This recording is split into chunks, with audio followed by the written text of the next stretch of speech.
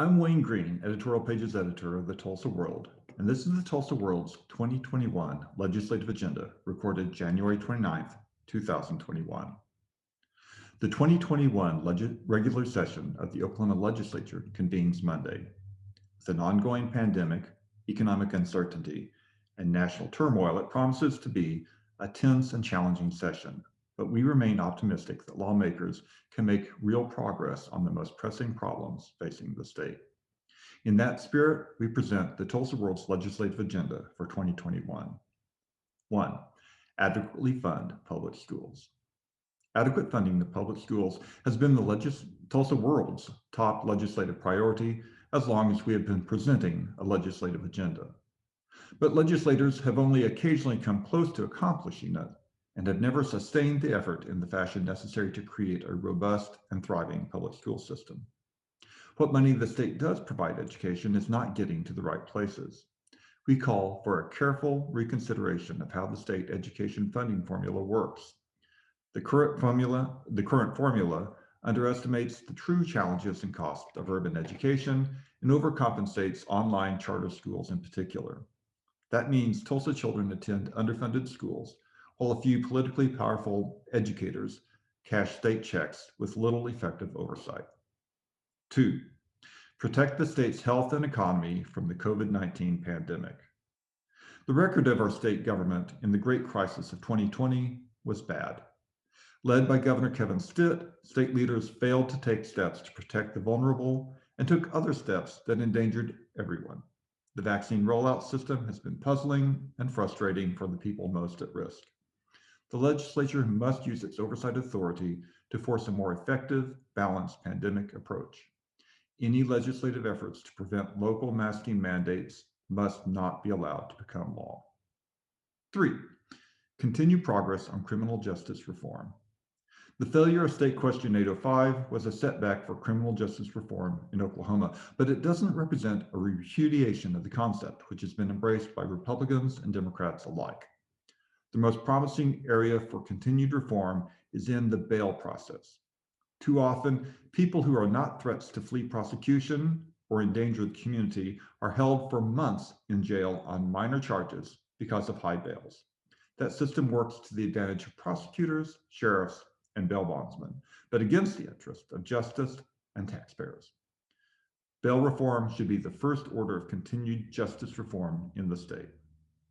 4. Adequately fund mental health and substance abuse services. Criminal justice reform has two essential elements. We must stop locking up people who are not threats to society, and we must offer those same people the treatment they need to become productive, tax-paying, family-raising citizens. Mental health and substance abuse services aren't an expense of state government. They are an investment in a healthy, thriving society. 5. Complete the expansion of Medicaid. Oklahoma voters mandated Medicaid expansion with the passage of State Question 802. The legislature's job is to fund that expansion properly and get out of the way. Its job is not to undercut the program's success, limit eligibility, or hamstring the Oklahoma Healthcare Authority's ability to do its job as now mandated by the state constitution. 6. Foster open government. We will oppose strongly any efforts to weaken further the state's Open Records Act or the Open Meeting Act. The provisions of both should be expanded to cover the work of the legislature. We favor efforts to strengthen the effectiveness of the Open Meeting Act by allowing electronic meetings with full public access and protections against abuse. 7. Reform the state tax system. If the legislature wants an inexpensive way to spur the state economy and strengthen working families, it will restore the state earned income tax credit. The modest cost of such a reform could be more than made up by repealing the state capital gains tax credit, which enriches a few and has little effect on job creation. 8. Reform Oklahoma election laws. The one-year exemption to the notary requirement for mailed absentee ballots worked beyond anyone's imagination in 2020. The number of people voting by mail went up, and not one associated case of fraud has been reported. The exemption ended on December 31st. Reinstate it and make it permanent. Any effort to restrict the right of the people to repeal, amend, or create their own laws through initiative petitions and simple majority votes must be rejected. 8, redistrict the legislature in a fair fashion.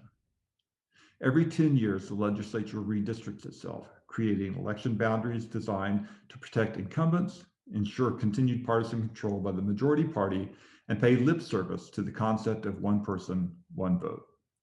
For decades, the result has been gerrymandered districts that have obvious inequities, no rational cohesion, and a disproportionate rural skew. Lawmakers have a chance to do it right this year. Create districts that are logical, compact, and respect geographic, social, and demographic realities. Give needed balance to the State House and Senate. Failing that, the people will be forced to take control of the process through an initiative process to assure that it's done right next time. Every new legislative session is a moment of real optimism for the state, as it should be. The people's representatives, democratically elected, come together to reconsider, reform, and re-energize the state. For good or ill, and in sharp contrast to Congress, the legislature gets things done. It overcomes partisan impediments and often, if not always, provides effective oversight, passes laws, and changes the course of state policy. That is still possible. With wise leadership and a genuine commitment to serving the citizens of Oklahoma, the 2021 session can make the state healthier, wealthier, and safer.